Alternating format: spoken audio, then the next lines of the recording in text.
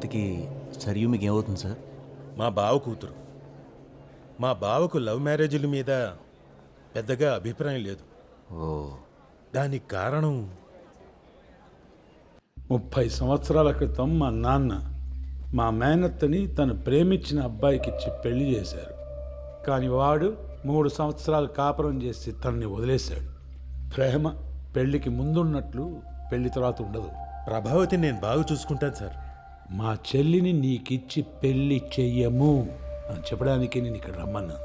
మురళి అన్నయ్య. నీ ఫ్రెండ్ ముంబైలో బాగా సెటిల్ అయి ఉన్నాడన్నావుగా? అవును. ఒక్కసారి వాళ్ళని మన ఇంటికి పిలిపించు.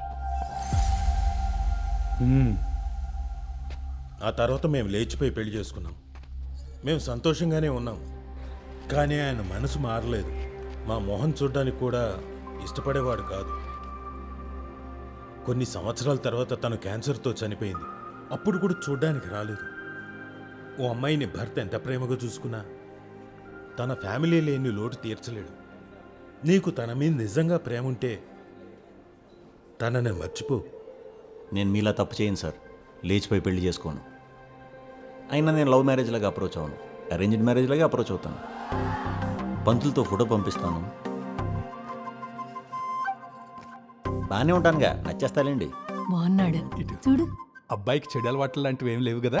లేవు. అబ్బాయి గోల్డ్, ఆస్తిపాస్తులు. అయ్యో చూడండి, మంచి గుణం ఉంటే చాలు, ఆస్తి ఉందండి. నెక్స్ట్ ఎంగేజ్మెంటే.